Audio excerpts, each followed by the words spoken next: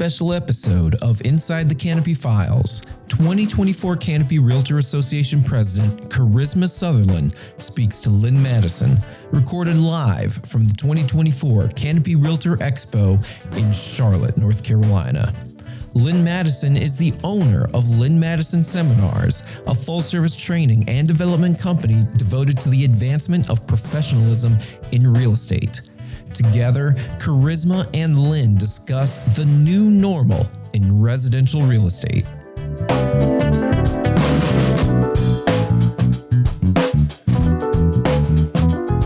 Hi, I'm Charisma Southerland, 2024 President of Canopy Realtor Association, Canopy MLS, and Canopy Housing Foundation. I'm here at the 2024 Expo, and I have the pleasure of talking with nationally renowned speaker Lynn Madison. And for those who don't know her and what a heavyweight she is in the real estate industry, Lynn is the owner of Lynn Madison Seminars, a full-service training and development company devoted to the advancement of professionalism in real estate. Lynn speaks annually at National Association of Realtors conventions and holds a number of designations and regularly conducts classes in over 30 states. Previous to her seminar and training company, Lynn was Vice President and Director of Career Development for the Prudential Preferred Properties in Chicago, a 25-office firm with over 900 associates, where she authored and trained the New Agent Institute. Before that, she held the same position with First United Realtors, a local independent with 28 offices, where she was also the manager of 2 different offices for First United. Prior to that, she was an award-winning salesperson, receiving the Salesperson of the Year honors.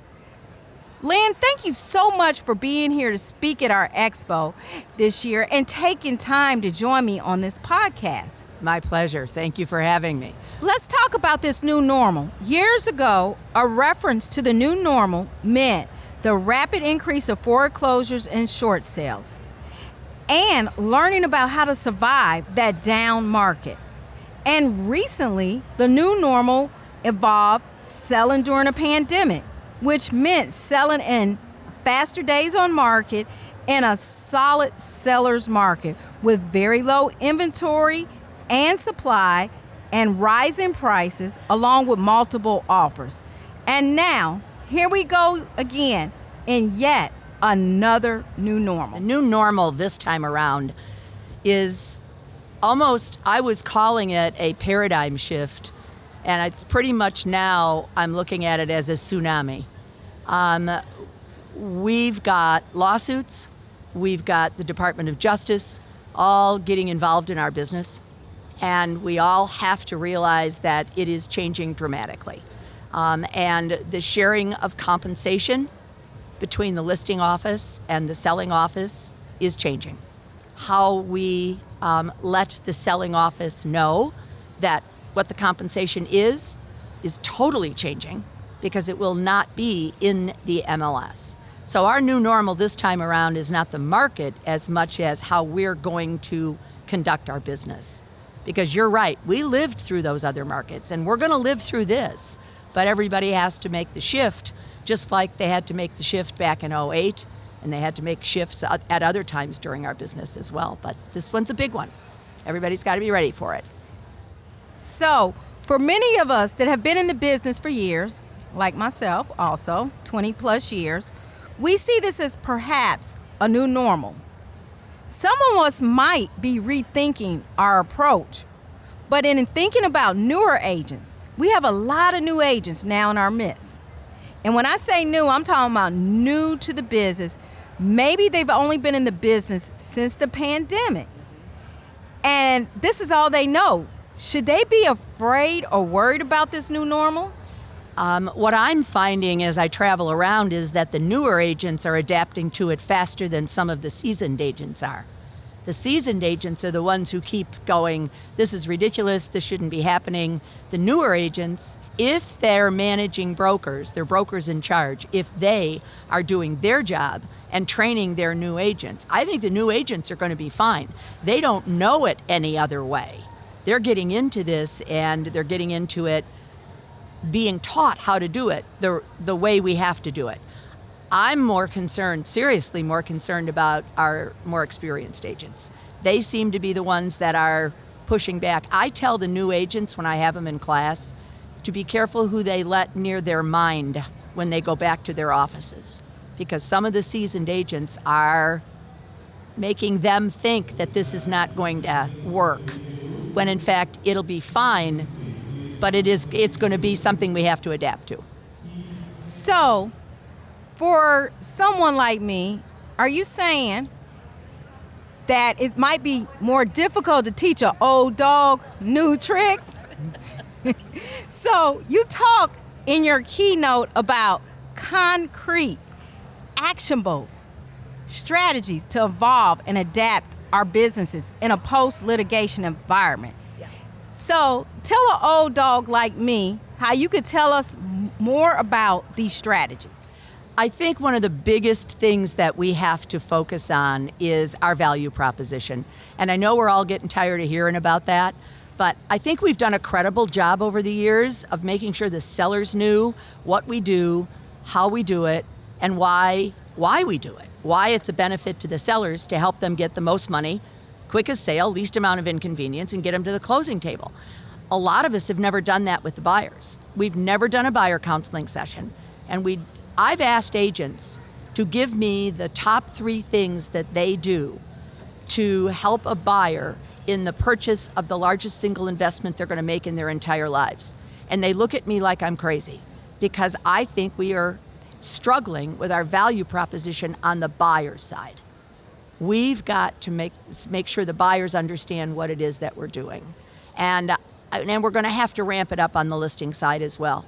Because what's happening out there is the media is picked up on all of this and isn't even telling it the right way. And it's putting into the minds of buyers and sellers some false information that we have to correct as well. That is absolutely correct, Lynn. I have been spending a lot longer conversations with my listings, trying to correct what has been in the media, and I go through it several times because unfortunately people believe the media. Yeah, isn't that the truth? And the media's got it all, they've got it wrong. They do. And NAR has done everything they can to send out information to get it right, but newspapers, and not just newspapers, the media in general, they never print the retractions. They never come back and say, well, we had that wrong. So we're stuck with the bad information that's out there, and we all have to figure out how to undo that.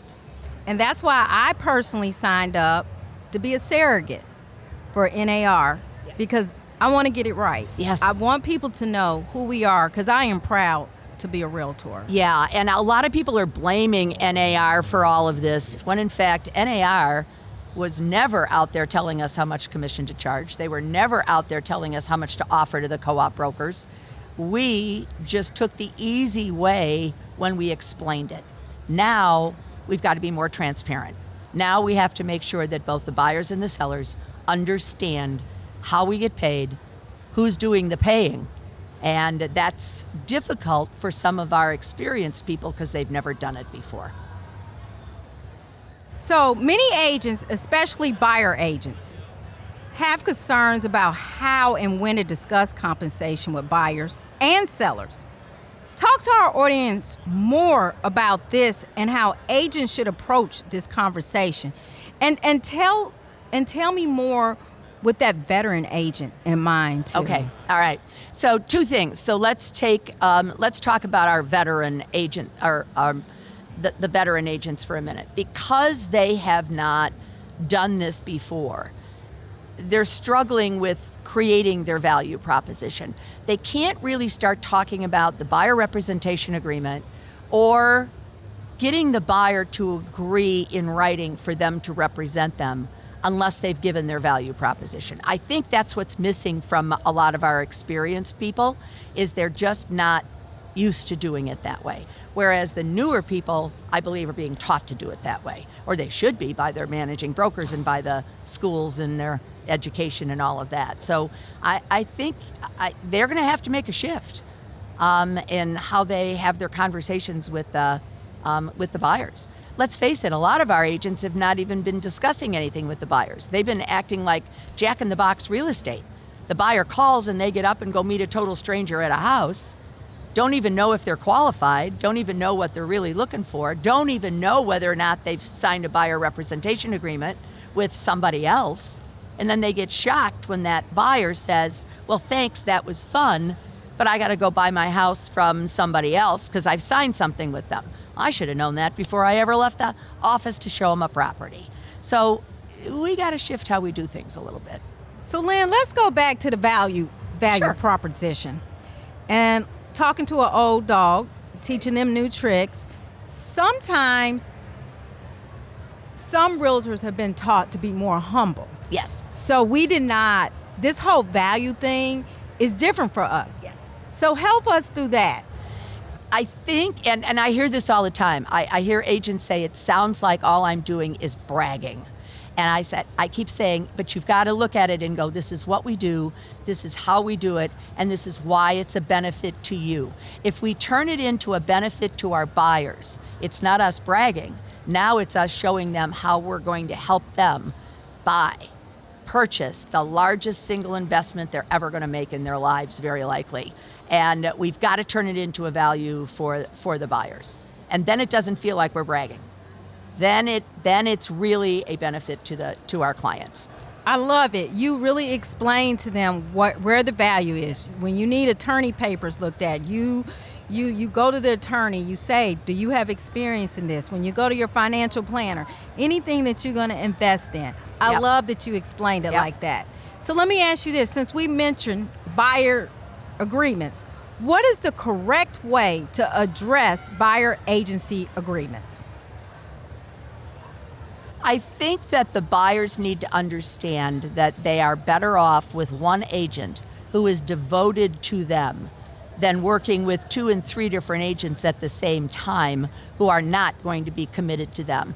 I try to make sure that, especially when we do like the ABR course and all of that, we try to make sure that the agents understand they have a much, much more defined and specific role when they've got a buyer representation agreement signed. They can't just sign the buyers up and then ignore them.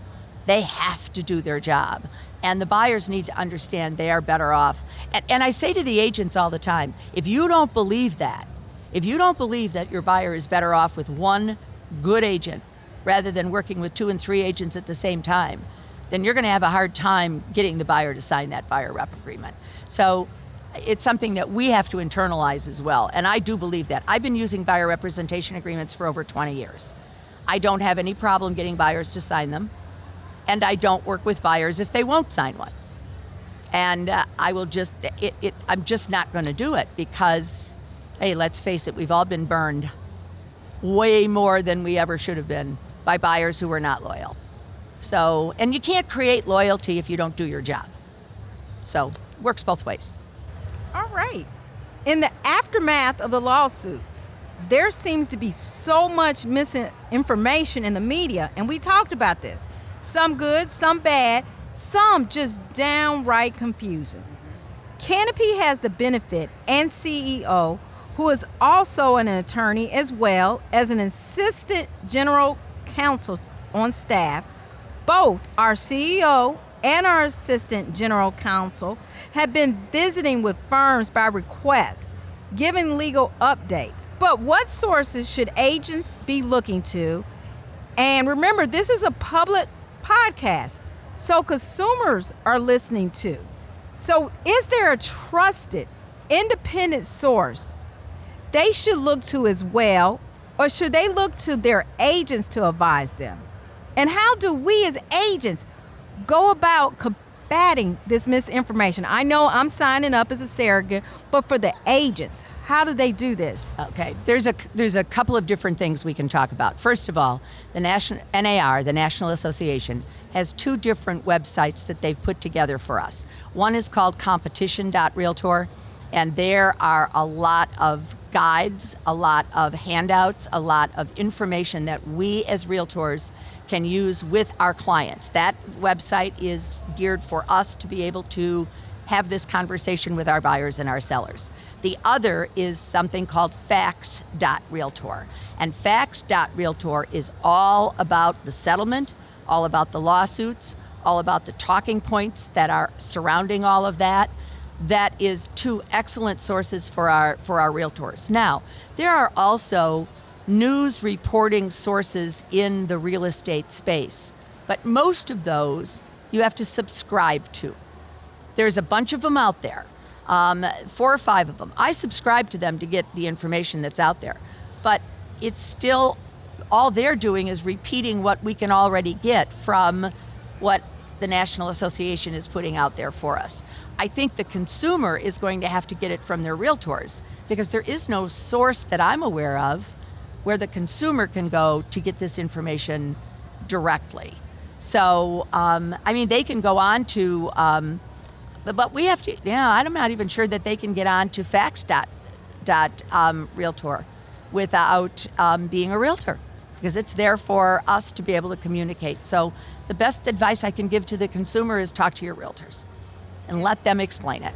And that shows our value too. Yes. We have the source directly. Yes. And we should encourage everyone to go find out from the source yourself. Yes. So you have shared a wealth of information with us today.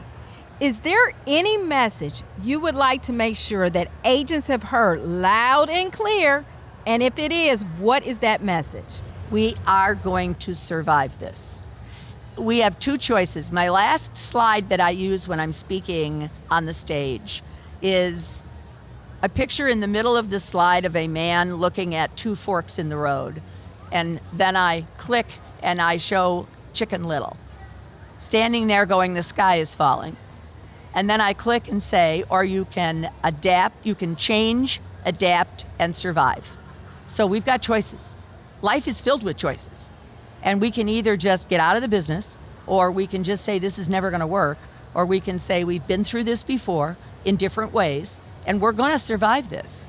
It's going to be okay. We just need to, but we need to educate ourselves, because a lot of the realtors that I talk to think they know what's going on, but they don't have it right. They just don't have it right because they're not getting educated. They're listening to other people who don't have it right. So, unfortunately. Well, I can say as a veteran agent, we will make it through this. Yes, we will. I lived through foreclosures, short sales, even got certified in them. Did a lot of them. Yep. For so clients. I lived through COVID. Yep. We're going to live through this. Yes. But education and value is important. So let me ask you another question. What message should prospective buyers and sellers or consumers take away from this conversation? That none of us as realtors ever set out at all, ever, to mislead anyone. We did things the way we've always done them, which is why I call this a paradigm shift. Paradigm shift is when you realize that the old way of doing things was not the right way to do it and you've got to change. And nobody was trying to mislead anybody. It was unfortunate that it happened, that the buyers didn't understand. Let's face it, we had some realtors who said to the buyers, I do all of this for you, Mr. and Mrs. Buyer, and it doesn't cost you anything. We should never have been saying that. And we should have been clearer with the sellers that the compensation they were paying the listing brokerage, part of that was being given to the buyer brokerage all along. We're really not changing what we do. The end result is going to be the same. It's just going to change how we get there. And it's going to be much more transparent, and everyone's going to be better off for it. So, yeah, none of us ever set out to do anything wrong. We just kept doing it the old way, and now we got to change. All right. Well, I want to say thanks again, Lynn, for being here with us today, sharing your perspectives, and helping us navigate through this new normal. Let's hope that things stay steady and the outlook for buyers, sellers, and real estate in general continues to improve. And thanks to our audience for listening today. Thank you for having me.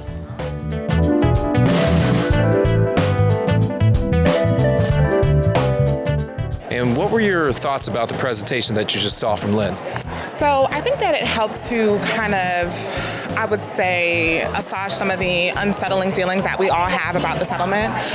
There are a lot of conversations. I don't know about everyone else, but my inbox is probably flooded daily with emails, a lot of the litigation. So I like being armed with some tools. I love the 247 reasons why we're being represented, love the value propositions, and kind of just debunking the rumors, right? Like, it's not all negative, it's not all bad. And my favorite thing is get with it or get lost, right? So if we're in the business, then we have to figure out the way to work it. Awesome. So you felt like this this presentation and this whole expo has helped to provide some peace of mind then? Absolutely. I think it was an impactful conversation. I think it took away a lot of the fears and anxiety about it, and I think it armed us with the tools necessary to move forward.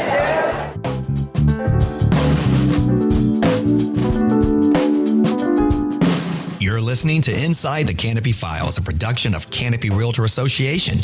Canopy Realtor Association is a trade association that provides more than 16,000 realtor members with the resources and services they need to conduct ethical, professional, successful, and profitable businesses. The association is dedicated to being the region's primary resource for the residential real estate information, and it owns and operates Canopy MLS, which has more than 20,000 subscribers and is the private cooperative realtors use for access to tens of thousands of residential listings in a 24-county service area, including Charlotte, the mountains area of North Carolina, South Carolina, and beyond. And we want to hear from you. Please visit us at canopyrealtors.com and connect with us on Instagram, Facebook, and Twitter at Canopy Realtor, and listen to our podcast on your favorite platform. And hey, give us a 5-star rating. Send us your feedback and comments to president@canopyrealtors.com. Thanks again for listening to Inside the Canopy Files. We'll see you next time. Inside the Canopy Files is produced by Canopy's Marketing and Communications Department and Andy Go of Gojo Studios.